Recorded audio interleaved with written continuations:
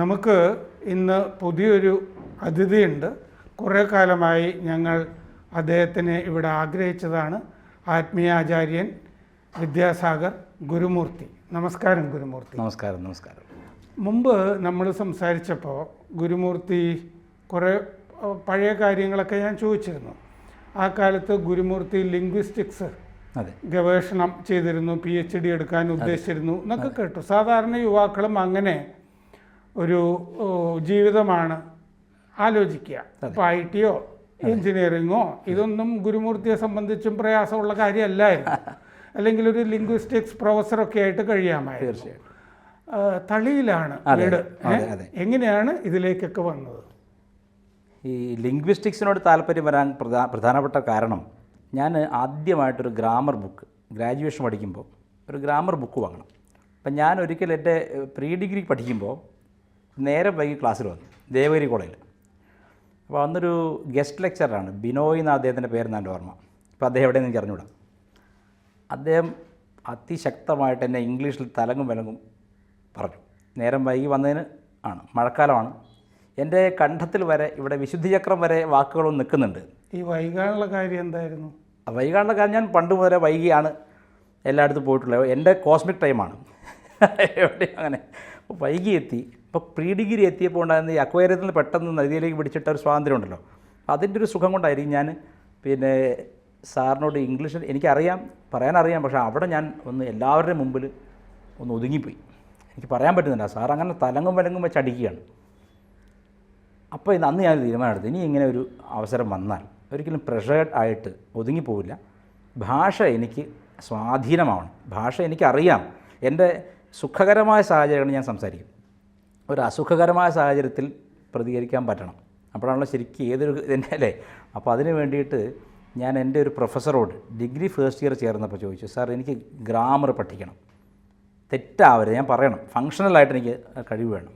അദ്ദേഹം പറഞ്ഞു, അദ്ദേഹം നല്ലൊരു അധ്യാപനം. അദ്ദേഹം പറഞ്ഞു, നീ ഒരു കാര്യം ചെയ്യ്, W. സ്റ്റാനഡ് ആലൻ എന്നൊരു കേംബ്രിഡ്ജ് പ്രൊഫസറുടെ ഫസ്റ്റ് സർട്ടിഫിക്കറ്റ് ഇൻ ഇംഗ്ലീഷ് എന്നൊരു FCE, അതിന് ആ പരീക്ഷയ്ക്ക് വരുന്ന ഗ്രാമർ ഭാഗങ്ങൾ പഠിപ്പിക്കുന്ന ഒരു പുസ്തകമുണ്ട്. എൻ്റെ പേര് ഇംഗ്ലീഷ് സ്ട്രക്ചർ എന്ന് മറ്റാണ് എൻ്റെ പേര്. I don't remember the exact name. അദ്ദേഹം അങ്ങനെ പറഞ്ഞപ്പോൾ ആ പുസ്തകം ഞാൻ തപ്പിപ്പോയി വാങ്ങി, TBS നമ്മുടെ ടൂറിംഗ് ബുക്ക് സ്റ്റോളിൽ നിന്ന് വാങ്ങി. അന്ന് മുതൽ അത് വർക്ക് ചെയ്യാൻ തുടങ്ങി. അപ്പോൾ ഈ ഭാഷയോട് അങ്ങനെ ഒരു താല്പര്യം, മാത്രമല്ല നന്നായി വായിക്കുവാൻ. ആദ്യമായിട്ട് ഞാൻ വായിക്കുന്ന പുസ്തകം മാക്സിം ഗോർക്കിയുടെ അമ്മ എന്ന് പറയുന്ന പുസ്തകമാണ്. അതിനുശേഷം നമ്മുടെ കുഞ്ഞുണ്ണി മാഷയുടെ ശ്രീരാമകൃഷ്ണ പരമഹംസർ ഉപദേശിച്ച കഥകൾ. അപ്പോൾ അങ്ങനെ ഈ പുസ്തകങ്ങളോടൊരു ഭയങ്കരമാണ്. കാരണം അച്ഛൻ നന്നായിട്ട് വായിക്കുന്ന ആളാണ്. എല്ലാ തരത്തിലും, സംസ്കൃതത്തിലും മലയാളത്തിലും ആംഗലേയത്തിലും ഒക്കെ നന്നായി വായിക്കുന്ന ആളാണ്. അപ്പോൾ ആ പുസ്തകങ്ങളോടുള്ളൊരു താല്പര്യം ഉണ്ട്. പുസ്തകങ്ങളുടെ മണമായിരുന്നു വീടിന്. ഈ പഴയ ഗ്രന്ഥശാല എന്നൊക്കെ കൊണ്ടുവരുന്ന പുസ്തകത്തിൻ്റെ മണം മാത്രമാണോ ഈ കർപ്പൂരവും ചന്ദനവും ഒക്കെ ഉണ്ട്. അത് നമ്മുടെ അത് പറഞ്ഞാൽ ഇന്ന് ഹെജിമണിയിൽ പെടുന്നുണ്ട്. അതിനെ മാറ്റി നിർത്തി പറയുകയാണ്. പുസ്തകങ്ങളുടെ ഒരു മണം. ആ പുസ്തകങ്ങൾക്ക് കലവറയില്ല. അപ്പോൾ ആ പുസ്തകങ്ങൾ എന്ന് പറയുമ്പോൾ ഏതെങ്കിലും വലതുപക്ഷത്തിൻ്റെയോ ഇടതുപക്ഷത്തിൻ്റെയോ മധ്യപക്ഷമൊന്നുമില്ല. സോവിയറ്റ് റഷ്യയിൽ വരുന്ന അവരുടെ പ്രസിദ്ധീകരണം മുതൽ കാളിദാസൻ്റെ അഭിജ്ഞാന ശാകുന്തളം വരെയുള്ള എല്ലാ ഒരു എന്താ പറയുക, ഒരു വൈഡ് വെറൈറ്റി എൻ്റെ കൈ അകലത്തിലുണ്ടായിരുന്നു. പക്ഷേ മറ്റു കുട്ടികൾ കിട്ടുന്നവരൊരു വലിയൊരു സൈക്കിളോ ഒരു സ്കൂട്ടറോ എനിക്ക് അന്നും ഇന്നും അപ്രാപ്യമാണ്. കാരണം അതൊന്നും ഉണ്ടായിരുന്നില്ല. കാരണം ചെറുപ്പം പാഠശാലയിലായിരുന്നു വേദം പഠിക്കുക. കാഞ്ചി മഠത്തിൻ്റെ പാഠശാല സംഹിത പഠിക്കാൻ വേണ്ടിയിട്ടുണ്ടായി. അപ്പോൾ അതുകൊണ്ട് പാഠശാല കാഞ്ചി മഠത്തിൻ്റെ തന്നെ. അത് ഇവിടെ പാലക്കാടും ഉണ്ട്, ചിറ്റൂർ പാഠശാല, അതുപോലെ രാമനാഥ്. പക്ഷേ മറ്റേ അങ്ങ് പഠിച്ചത് അതെ, കാഞ്ചിയിലാണ്. അപ്പോൾ ആ പാഠശാലയുടെ ഒരു ഇതെന്ന് വെച്ചാൽ അത് രാവിലെ 4 മണിക്ക് എഴുന്നേൽക്കണ ഒരു യാന്ത്രികമാണ്. ഈ വേദത്തോട് താല്പര്യം കൊണ്ട് പോയതല്ല. പക്ഷേ വേദം സംരക്ഷിക്കപ്പെടണം, അത് ധർമ്മമാണ് എന്നത് ചെറുപ്പത്തിലേ കേട്ടിട്ടുള്ള ഒരു പരിചയം, പൂർവികർക്കൊക്കെ കിട്ടുന്ന ഒരു മര്യാദ സമൂഹത്തിൽ. ഇപ്പോൾ ഒരു പക്ഷേ അമ്മാവൻ്റെ കൂടെ പോകുമ്പോഴോ അച്ഛൻ്റെ കൂടെ പോകുമ്പോഴോ അല്ലെങ്കിൽ മുത്തച്ഛൻ്റെ കൂടെ പോകുമ്പോഴോ അവർക്ക് കിട്ടുന്ന. അന്ന് കാഞ്ചിയിൽ പോകുമ്പോൾ ചന്ദ്രശേഖരേന്ദ്ര സരസ്വതി അദ്ദേഹം 94 അദ്ദേഹം ഉണ്ട്. പക്ഷേ അത് towards the end of his അപ്പോൾ അന്ന് ജയേന്ദ്ര സരസ്വതിക്കാണ് അവിടെ പെരിയവരെന്ന് വിളിക്കുന്നത്. മഹാപെരിവരെ കണ്ടിട്ടുണ്ട്, അത് ഫെയിൻറ്റ് മെമ്മറിയാണ്. പക്ഷേ മഹാപെരിവർ ഇന്ന് ഈ ദിവസവും കൂടെ രാവിലെ നമസ്കരിച്ചിട്ടാണ് വീട്ടിൽ നിന്ന് ഇറങ്ങിയത്. മഹാപെരിവരാണ് ശരിക്കും നടമാടും ദൈവം എന്ന്. മാത്രമല്ല ഞാൻ ഈ ദൈവത്തിൻ കുറൽ നന്നായിട്ടിരുന്ന് വായിക്കുമായിരുന്നു ആ സ്കൂൾ പഠിക്കുന്ന കാലത്ത്. അപ്പോൾ എന്താണ് ഈ മതത്തിൻ്റെ ധർമ്മത്തിൻ്റെ ഏത് മൂല്യം ചോദിച്ചാലും നമുക്ക് ഉത്തരം വരാനുള്ള പ്രധാന കാരണം ദൈവത്തിൻ കുറലാണ്. അവിടെ ഈ ഏകാംബരനാഥ ഏകാം ക്ഷേത്രമുണ്ട്, സ്ഥിരം പോകും. പോവും. കാഞ്ചി കാമാക്ഷി വരുന്നതിന് മുൻപ് ദേവി പാർവതി പരമേശ്വരനെ വിവാഹം ചെയ്യാൻ വേണ്ടി തപസ് ചെയ്ത ഇടമാണ്. മണൽ കൊണ്ട് ശിവലിംഗം ഉണ്ടാക്കി പ്രത്യക്ഷപ്പെടുത്തിയ സ്ഥലമാണ്. അപ്പോൾ ആ ക്ഷേത്രത്തിൻ്റെ അകത്തൊരു ശങ്കരാചാര്യ പ്രതിമ ഞാൻ കണ്ടിട്ടുണ്ട്. ഉണ്ട് ഉള്ളിലുണ്ട്. മാത്രമല്ല കാഞ്ചിയെപ്പറ്റി പറയുന്നത് contrary to the common belief, അതായത് ഇപ്പോൾ കേദാർനാഥിലാണ് സമാധി സ്ഥലം വെച്ചിരിക്കുന്നത്. ഞങ്ങളത് അംഗീകരിക്കുന്നില്ല ആ കാര്യം. കാരണം കാഞ്ചിയാണ് സമാധി ക്ഷേത്രം എന്നാണ് നമ്മൾ പറയുന്നത്. അതിന് പ്രധാനപ്പെട്ട 2 കാരണമുണ്ട്. എനിക്കൊരു വിളിപ്പേരുണ്ട്, ദുർവാസാവെന്ന്. അതിനൊരു അവരറിയാതൊരു അർത്ഥമുണ്ട്. ശ്രീവിദ്യാ മന്ത്രം ഉപദേശിച്ചത്, മുത്തശ്ശൻ ഉപദേശിച്ചത് കാഞ്ചി പെരിയവരാണ്. കാഞ്ചി പെരിയവരുടെ ശ്രീവിദ്യ കെട്ടിയ മുത്തശ്ശൻ എനിക്ക് ഉപദേശിച്ചത് 12 വയസ്സിൽ. അപ്പോൾ പരമ്പര എന്ന് പറയുമ്പോൾ അത് എത്തി നിൽക്കുന്ന പരമപരാപര ഗുരു ദുർവാസാവാണ്. ശരിക്കും അതെ. കാരണം കാഞ്ചിയിലെ ദേവിയെ ഇപ്പോഴത്തെ ഈ ദുർവാസാവിൻ്റെ റോള് പൈതൃകമാണ് ശരിക്ക്, അല്ലെങ്കിൽ ഗുരുപരമ്പരയാണ്. അപ്പോൾ ആ ഒരു എന്നെ ഇടയ്ക്ക് അമ്മ മാതാമൃതാനന്ദ ദേവി ചിലപ്പോൾ പറയും എൻ്റെ ഈ ദുർവാസാവിൻ്റെ സ്വഭാവം മാറ്റണം എന്നൊക്കെ പറയും. അപ്പോൾ അത് അമ്മ അറിഞ്ഞോട് പറയുന്നതാണെന്ന് ഞാൻ വിശ്വസിക്കുന്നു. അപ്പോൾ ആ ദുർവാസാവിൻ്റെ പ്രതിഷ്ഠയാണ് കാഞ്ചിയിലെ കാമാക്ഷി. കാരണം നമുക്കറിയാലോ, നഗരേഷു കാഞ്ചി എന്നൊരു പ്രസിദ്ധമായ വാക്യമുണ്ട്. നഗരങ്ങളിൽ കാഞ്ചിയാണ് പ്രധാനമെന്ന് കാളിദാസ വാക്യം തന്നെയാണത്. കാളിദാസൻ തന്നെയാണ് പറഞ്ഞിരിക്കുന്നത്. മാത്രമല്ല അക്കാലത്ത് തർക്കത്തിൻ്റെ ഏറ്റവും വലിയ പീഠമാണ് കാഞ്ചി. ഏറ്റവും കൂടുതൽ പണ്ഡിതന്മാർ വന്ന് ഒരേ സമയത്ത് തങ്ങി തർക്കത്തിലേർപ്പെട്ടിരുന്ന സ്ഥലമാണ്. കാഞ്ചിയിലെ കാക്ക പോലും തർക്കിക്കുമെന്നും അത് കണ്ടിട്ട് ഉത്തർപ്രദേശിലെ പണ്ഡിതന്മാർ ഇവിടുന്ന് രക്ഷപ്പെട്ടു പോയെന്നും കഥയുണ്ട്. ആ കാഞ്ചിയിലെ രുദ്രാണിയായിട്ട് അതിഭീകര സ്വത്വമായിട്ടായിരുന്നു അന്ന് ദേവി ഉണ്ടായിരുന്നത്. ആ ദേവി അത് ദുർവാസാവ് പ്രതിഷ്ഠിച്ച ദേവി ഭീകരരൂപിണിയാണ്. പിന്നീട് അതായത് നമ്മുടെ ആദിശങ്കരർ വന്നിട്ട് ആ ദേവിക്ക് തോട ചാർത്തിയെന്നാണ് കാതിൽ. ഈ കാതിൽ തോട ചാർത്തുന്നത് മൂർത്തി ലക്ഷണപ്രകാരം ഉഗ്രമൂർത്തികളെ ശാന്തരാക്കാൻ വേണ്ടിയാണത്രേ. അങ്ങനെ ശങ്കരാചാര്യ തോട ചാർത്തുകയും ഈ ഉഗ്രരൂപിണിയായിരിക്കുന്ന ദേവിയെ ശാന്തസ്വരൂപിണിയായി ലളിതാംബികയാക്കി മാറ്റുകയും ചെയ്തു. മാത്രമല്ല ദേവിയുടെ മുമ്പിലൊരു കോട്ടം എന്ന് വെച്ചാൽ കോഷ്ഠം വെച്ചിട്ട് അവിടെ ശ്രീചക്രം സ്വയം കൈകൊണ്ട് രചിച്ചുവെന്നും അവിടെ ദേവിയെ തപസ്സിരുന്ന് അവിടെ സമാധിയായെന്നാണ് നമ്മുടെ ഈ വരലാറെന്ന് പറയുമല്ലോ പൂർവിക എഴുത്തുകളിലുള്ളത്. മാത്രമല്ല ശങ്കരാചാര്യ ഡേറ്റ് ജനിച്ച ദിവസത്തെപ്പറ്റി വർഷത്തെപ്പറ്റി ഇപ്പോൾ ഉള്ള ബിലീഫ് എന്ന് പറഞ്ഞാൽ ക്രിസ്തുവിന് ശേഷമാണ്, 1200 കൊല്ലം മുമ്പ്. പക്ഷെ അത് തീർത്തും തെറ്റാണെന്ന് അക്കാലത്ത് തന്നെ ഈ പഞ്ചമി ദിവസം വരികയും പഞ്ചമി ദിവസം വരികയും പുനർവസു നക്ഷത്രം വരികയും ഒക്കെ ചെയ്യുന്ന രീതിയിലുള്ള ആ കോൺസ്റ്റലേഷൻ രൂപപ്പെടുന്നതായിട്ട് മഹാപെരിവർ കണ്ടെത്തിയത് 577, അതായത് ക്രിസ്തുവിന് മുമ്പാണ്. പക്ഷേ ഇപ്പോഴത്തെ ശൃംഗേരി മഠം പോലും പറയുന്നത് 1200 വർഷമായിട്ടേ ഉള്ളൂ. അതെ അവരാണ് അതിനെപ്പറ്റി കണ്ടുപിടിച്ചെന്നും വലിയ പുസ്തകമൊക്കെ ഉണ്ട്. പക്ഷേ പെരിയവർ പണ്ട് ദൈവത്തിനെ കുറിച്ച് വളരെ വ്യക്തമായിട്ട് പറയുന്നുണ്ട് ആദിശങ്കരരുടെ കാലഘട്ടം ക്രിസ്തുവിന് മുമ്പാണെന്ന്. കാരണം അന്ന് നിലനിന്നിരുന്ന പ്രബല മതങ്ങളുടെ എല്ലാം സിദ്ധാന്തത്തെ ഖണ്ഡിച്ചുകൊണ്ടാണ് ഭാഷ്യം എഴുതിയിരിക്കുന്നത്. പെരിയവരുടെ ആദിശങ്കരരുടെ ഒരു ഗ്രന്ഥത്തിൽ പോലും ഇങ്ങനെ ഒരു മതം ഉള്ളതായിട്ട് പോലും, അല്ലെങ്കിൽ ആ തരത്തിലുള്ളൊരു ആരാധന ക്രമമുള്ളതായിട്ട് പോലും അറിവില്ല. ഇവരുടെ ബിലീഫ് പ്രകാരം 2000 ആണ്ടിൽ തന്നെ 2000 വർഷം മുമ്പ് തന്നെ ക്രിസ്തുവിൻ്റെ ശിഷ്യന്മാർ AD 1-ാം നൂറ്റാണ്ടിൽ കേരളത്തിൽ വന്നെന്നാണ് പറയുന്നത്.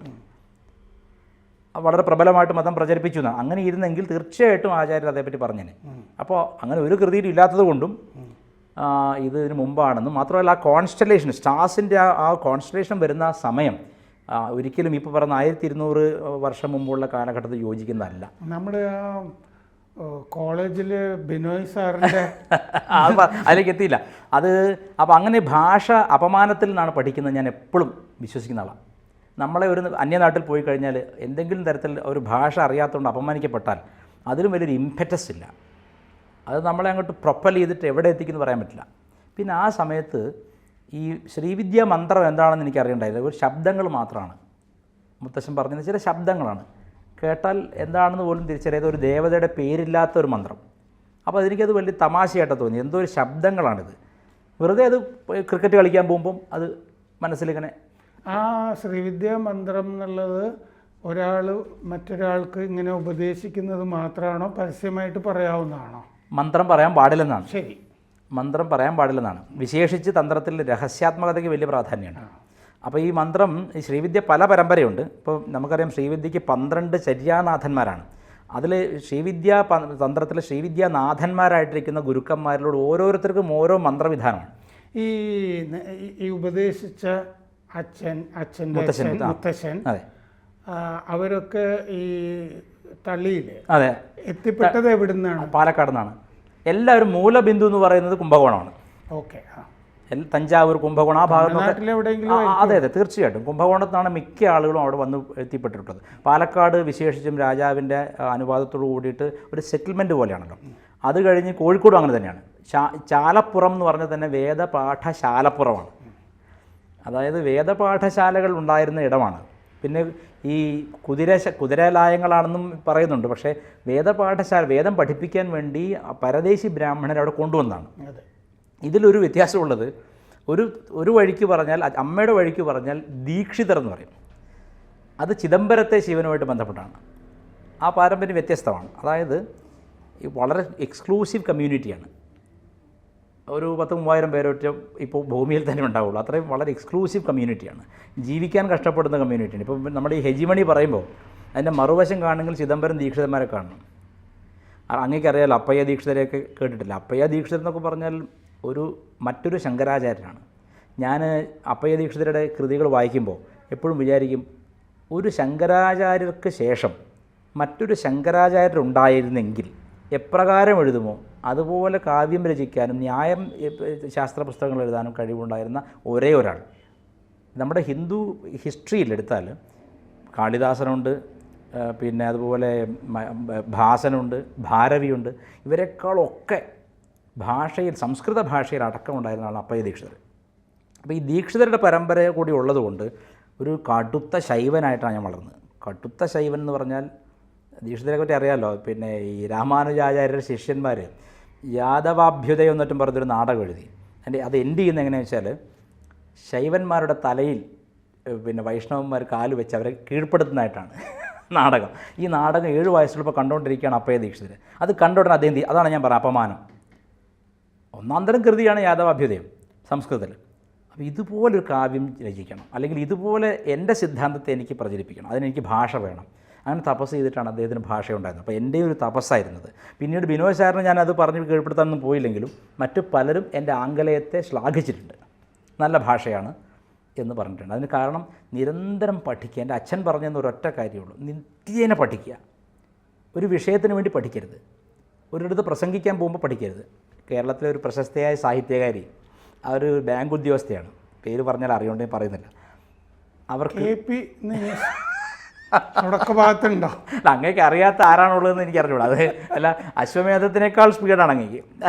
അപ്പോൾ അവരുടെ ഓഫീസിൽ ജോലി ചെയ്യുന്നൊരു ക്ലാർക്ക് എൻ്റെ അടുത്ത് ഞങ്ങൾ സത്സംഗം തളിയിലിങ്ങനെ കൂടും എല്ലാവരും. അപ്പം വന്നിട്ട് ഈ ശാസ്ത്ര യോഗവാസിഷ്ടമോ യോഗസൂത്രമോ സൗന്ദര്യലഹരിയൊക്കെ ചർച്ചയാവും.